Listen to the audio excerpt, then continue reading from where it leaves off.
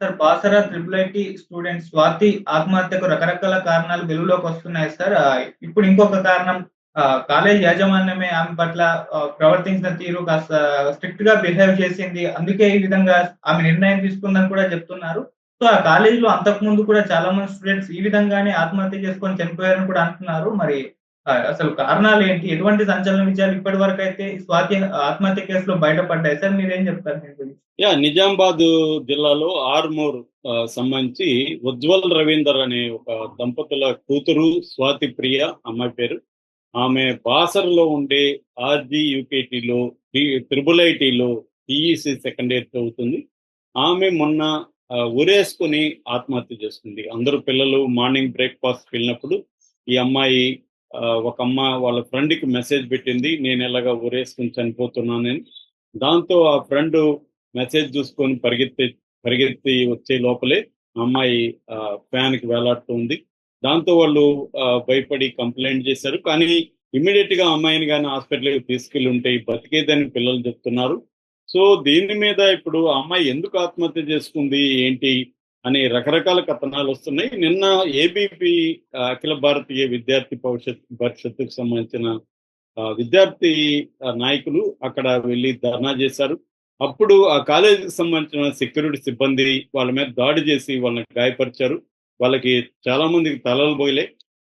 So ఈ క్రమంలో అటు ఏబీపీ నాయకులు కావచ్చు, ఇటు తల్లిదండ్రులు, బంధువులు వీళ్ళందరూ కూడా అంటే ఈఎంఐ చనిపోవడానికి కాలేజీ యాజమాన్యమే కారణం అనేది వాళ్ళు చెప్తున్నారు. అయితే మొన్నటికి బయటకు వచ్చిన స్టోరీ ఏంటంటే నేను కూడా చెప్పాను. అదేంటంటే ఈ అమ్మాయి ఒక అన్న వరుస అయ్యే ఒక అతన్ని లవ్ చేసింది. దాన్ని వాళ్ళ ఇంట్లో వాళ్ళు వ్యతిరేకించారు. సో అందువల్ల ఆ అమ్మాయి ఆత్మహత్య చేసుకొని చనిపోయింది అనేది బయట వచ్చింది. పత్రికలు అన్ని కూడా అవే రాశారు. పోలీసులు కూడా ఆ స్టోరీని చెప్పారు. అందుకనే ఆ అమ్మాయి ఆ విషయాన్ని చెప్పలేక అక్కకి నచ్చిన పెళ్లి చేయండి, అక్కని బలవంత పెట్టద్దు, తమ్ముడికి నచ్చినట్టుగా బతకనివ్వండి అని చెప్పడం. అట్లాగే ఆ లెటర్లో తన బంధువుల మీద తనకి ఎంత ప్రేమ ఉంది, ఫ్రెండ్స్ మీద తనకి ఎంత ప్రేమ ఉంది, ఎంత మిస్ అవుతున్నాను అనేది కూడా. ఎందుకంటే మొత్తం 6 పేజీల లెటర్ రాత్రి రాసింది, మళ్ళీ మార్నింగ్ కూడా అమ్మాయి లేచి రాసింది. అంటే అమ్మాయికి చనిపోవాలని గట్టిగా లేదు, అట్టని బతకాలని కూడా లేదు. ఈ రెండు బ్యాలెన్స్ చేస్తే చనిపోవడానికే ఆమె మొగ్గు చూపింది. సో 17 ఏళ్ల వయసులో ఉండే ఒక అమ్మాయి ఈ నిర్ణయం తీసుకోవడం వెనక బలమైన కారణం అయితే ఉంటది ఖచ్చితంగా. ఎందుకంటే ఆ ఏజ్‌లో ఎన్నో కలలు ఉంటాయి. భవిష్యత్తుకు సంబంధించి ఎన్నో ప్లాన్స్ ఉంటాయి. అవన్నీ పక్కన పెట్టి చనిపోవాలని నిర్ణయించుకుందంటే తీవ్రమైన ఒత్తిడికి ఆ అమ్మాయి గురయ్యే అవకాశం ఉంది. అది ఒక్క రోజులో జరిగేది కాదు. జనరల్‌గా ఆత్మహత్య చేసుకున్న వాళ్ళు దే కాల్ ఫర్ హెల్ప్ అంటారు. అంటే క్రై ఫర్ హెల్ప్ అంటారు. అంటే వేరే నన్ను ఆపండి, నాకు ఆత్మహత్య చేసుకోవాలని ఉంది, కానీ నేను చనిపోవాలని కోరుకోవట్లేదు, నన్ను ఆపండి అనే అమ్మాయి అడిగే పరిస్థితి ఉంటది. అయితే అడిగే పద్ధతి ఇతరులకు అర్థం కాకపోవచ్చు. సో ఇవన్నీ మనకి సైకాలజిస్టులు చెప్తారు. సో ఈ యాంగిల్‌లో ఆ అమ్మాయి కొంతమంది ఫ్రెండ్స్‌తో మాట్లాడినట్టుగా అర్థమవుతుంది, ఇంట్లో వాళ్ళతో మాట్లాడినట్టుగా అర్థమవుతుంది గానీ వాళ్ళెవరు కూడా ఈ అమ్మాయి సమస్యను అర్థం చేసుకొని, ఈ అమ్మాయికి ఒక కౌన్సెలింగ్ ఇప్పించి ఈ పనులు చేయలేకపోయారు. అయితే ఇప్పుడు ఏబీపీ వాళ్ళు చెప్పేది గానీ, ఈ పేరెంట్స్ గానీ, బంధువులు గానీ చెప్తున్నది వేరే కోణం. అదేంటంటే ఈ కాలేజీలోనే ఐఐటీలోనే ఇప్పటి వరకు మొత్తం 9 మంది వరకు ఆత్మహత్య చేసుకున్నారని చెప్తున్నారు. ఏబీ పోల్ కొంత పేర్లు కూడా ఇచ్చాడు. రాథోడ్ సురేష్, భానుప్రసాద్, వడ్ల దీపిక, బుర్ర లిఖిత, జాదవ్ బబ్లు, ప్రవీణ్ కుమార్, శిరీష, అరవింద్, స్వాతి ప్రియ. మొత్తంగా ఇప్పుడు 9 మంది ఆత్మహత్య చేసుకున్నారు ఈ కాలేజీలో. ఎందుకంటే ఈ కాలేజీలో ర్యాగింగ్ లాంటిది, అంటే సీనియర్ ఇంజనీరింగ్ విద్యార్థులు జూనియర్స్ ని వేధిస్తారు. అలాగా ఈ అమ్మాయి ని ఒక సీనియర్ విద్యార్థి వేధిస్తున్నాడు.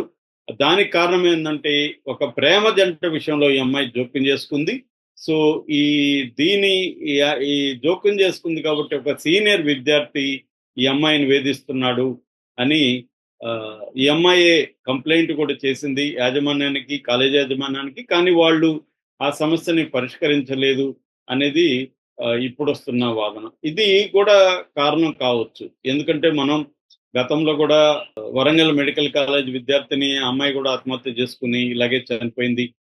తనని ఒక సీనియర్ విద్యార్థి వేధించడం, ఆ అమ్మాయి ఆల్రెడీ చాలా మందికి చెప్పడం, కాలేజ్ యాజమాన్యానికి తెలియజేయడం, వాళ్ళెవరు కూడా ఆ అమ్మాయిని సమస్యను పరిష్కరించకపోవడం, చివరికి పోలీస్ అధికారులకు చెప్పినా కూడా పరిష్కరించలేకపోవడం, ఇవన్నీ కనిపిస్తాయి. అంటే మనకి కాలేజీల్లో విద్యార్థులు ఎందుకు ఆత్మహత్యలు చేసుకుంటున్నారు అన్నప్పుడు ఒకటి ప్రధాన కారణం ఎడ్యుకేషనల్ ప్రెజర్స్.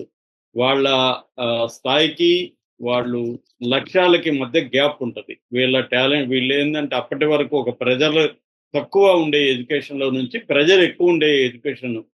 ఎందుకంటే ప్రొఫెషనల్ కోర్సెస్‌లకి ఎళ్ళినప్పుడు అంతవరకు కాలేజీ, ఇంటర్మీడియేట్ వరకి వాళ్ళ మీద కొంత రిలేటివ్‌గా ప్రెజర్ తక్కువుంటది. ఏదో చైతన్య, నారాయణ లాంటి కాలేజీలు రెసిడెన్షియల్ హాస్టల్‌లో పెట్టేసి వాళ్ళ జైలులాగా పెట్టి ప్రెజర్ అక్కడ చూస్తాం మనం. అందుకనే అటువంటి కాలేజీల్లో ఎక్కువ ఆత్మహత్యలుంటాయి. మామూలుగా రెగ్యులర్‌గా ఉండే కాలేజీలు కావచ్చు, ప్రభుత్వ కళాశాలలు వీటిల్లో ఆత్మహత్యలు తక్కువుంటాయి కంపారేటివ్‌లీ. ఎందుకంటే ఎడ్యుకేషనల్ ప్రెజర్స్ అనేవి ఇక్కడ తక్కువుంటాయి. అయితే ఒక్కసారిగా ప్రొఫెషనల్ కాలేజీలు ముఖ్యంగా మనం ఎక్కువగా చూస్తున్నది ఇంజినీరింగ్ కాలేజీలు మెడిసిన్ కంటే కూడా. ఇంజినీరింగ్ కాలేజీల్లో వెళ్ళేసరికి ప్రెజర్ ఉంటది. వీళ్ళదొక కొత్త ప్రపంచం ఉంటది. సో, నేను చాలా సార్లు చెప్పాను. Economically or socially weaker section నుంచి పిల్లలు ఈ ప్రొఫెషనల్ కాలేజెస్‌కి ఎందుకంటే ఫీజు రింబర్స్‌మెంట్ కావచ్చు, ఇతర ఇది కావచ్చు, తల్లిదండ్రులు కూడా కష్టపడి పిల్లల కోసం ఇన్వెస్ట్ చేయడం కావచ్చు, వీటన్నిటి రీత్యా ఇవాళ లో ఇన్‌కము సోషల్లీ బ్యాక్వర్డ్ ఏరియాలో నుంచి ఫ్యామిలీస్ నుంచి పిల్లలెళ్తున్నారు. వాళ్ళకి సపోర్ట్ సిస్టమ్స్ బలహీనంగా ఉంటాయి. ఎందుకంటే ఫ్యామిలీ నుంచి వాళ్ళకి సపోర్ట్ సిస్టమ్ ఉండదు. ఓన్లీ వాళ్ళకి డబ్బులు పంపిస్తారు గానీ, వాళ్ళ ప్రపంచం వీళ్ళకి అర్థం కాదు. వీళ్ళకి పెద్ద ఎడ్యుకేషన్ ఉండదు. సో, వీళ్ళ నుంచి సపోర్ట్ ఉండదు. ఫ్రెండ్ సర్కిల్ అప్పటి వరకు ఉన్న ఫ్రెండ్ సర్కిల్ చెదిరిపోతుంది. కొత్త సర్కిల్‌లోకెళ్తారు. అక్కడ ప్రెజర్స్ ఉంటాయి. ఆ ప్రెజర్స్‌ని ఎలా వీళ్ళు అధిగమించాలో వాళ్ళకి ఎవరు చెప్పరు.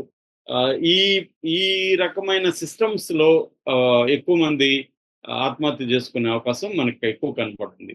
అలాగా ఇప్పుడు ఈ అమ్మాయిది చూస్తే గూడా, ఈ అమ్మాయికి ఒకవేళ ఈ 2 కారణాలు ఏదైనప్పటికీ అంటే తను ప్రేమించిన అతన్ని పెళ్లి చేసుకునే ఒక పరిస్థితి లేనప్పుడు ఈ అమ్మాయికి ఒక ప్రెజర్ కనిపిస్తుంది. అట్లాగే లేదు తను వేధింపులకు గురైనప్పుడు కాలేజీ యాజమాన్యం పట్టించుకోనప్పుడు గూడా అమ్మాయికి ఏం జేయాలో తెలియని ఒక పరిస్థితి అయితే కనిపిస్తుంది. ఎందుకంటే ఆ అమ్మాయిలో ఆ లెటర్‌ని మనం గాని ఆహ్, చస్ జాగ్రత్తగా చదివితే ఆ అమ్మాయికి మనుషుల పట్ల చాలా ప్రేముంది, ఎమోషన్స్ ఉన్నాయి ఆ అమ్మాయికి. ఆ అమ్మాయి నన్ను అందరూ కౌగిలించుకోండి, చనిపోయిన తర్వాత వచ్చి నన్ను మీరు కౌగిలించుకోండి, మీరు హగ్ జేసుకోండి, నేను బతికున్నప్పుడు ఎవరు హగ్ జేసుకోలేదంటుంది. ఆ వాక్యంలోనే ఆమె బతికున్నప్పుడు ఆమె ఆశించిన ఒక ఎమోషనల్ బంధాలు ఆమెకి దొరకలేదు అనేది క్లియర్‌గా కనబడుతుంది. అట్లాగే ఆ అమ్మాయి ఎంత మంచిదంటే చనిపోయేటప్పుడు ఎవరైనా తన చావుకు కారణమైనోళ్ళ పేరు రాస్తారు. కానీ నా చావుకు ఎవరు కారణం కాదని రాసిందంటే ఎంత ఉన్నతంగా ఆలోచిస్తుంది. అంటే నేను చనిపోతే పోయాను గానీ నేను ఎవరిని ఇబ్బంది పెట్టకూడదు అన్న ఇదే ధోరణి కనిపిస్తుంది. హైలీ సెన్సిటివ్‌గా ఉన్నట్టుగా అర్థమవుతుంది. ఆ అమ్మాయికి గాని బయట నుంచి సపోర్ట్ దొరుకునుంటే ఇటు కాలేజీ నుంచి ఇటు ఫ్రెండ్స్ నుంచి గాని దొరుకునుండి ఆ అమ్మాయికి కౌన్సెలింగ్ లాంటిది గాని దొరుకుంటే ఖచ్చితంగా ఆ అమ్మాయి ఆత్మహత్య చేసుకునే వైపుగా ఆలోచించే పరిస్థితి ఉండకపోవచ్చు. దీని నుంచి సపోర్ట్ సిస్టమ్స్ అందించడం, కాలేజీ యాజమాన్యాలు మోర్ సెన్సిటివ్‌గా ఉండడం, పేరెంట్స్ కూడా తమ పిల్లల్ని కొద్దిగా ఈ యాంగిల్‌లో గమనిస్తా ఉండడం, వీళ్ళ మానసిక ప్రపంచం ఎలా ఉంది, వీళ్ళ ఒత్తిళ్ళు ఎలా ఉన్నాయి, ఇవి అర్థం చేసుకోవడం పేరెంట్స్ కూడా ఇంపార్టెంటు. ఎంతసేపటికి వీళ్ళు ఇంజినీరింగ్ పాస్ అవ్వాలా, మనం ఇంత ఇన్వెస్ట్ చేస్తున్నాం అనే ఒక ఇన్వెస్ట్‌మెంట్ లాగా వాళ్ళని చూడడం గాకుండా, వాళ్ళు గూడా ఒక మనుషులు, వాళ్ళకి ఫీలింగ్స్ ఉంటాయి, వాళ్ళకి ఎమోషన్స్ ఉంటాయి. దాన్ని అర్థం చేసుకొని దాన్ని డీల్ జేయడం అనేది చాలా ఇంపార్టెంట్. మనం అర్థం థాంక్ యూ సో మచ్.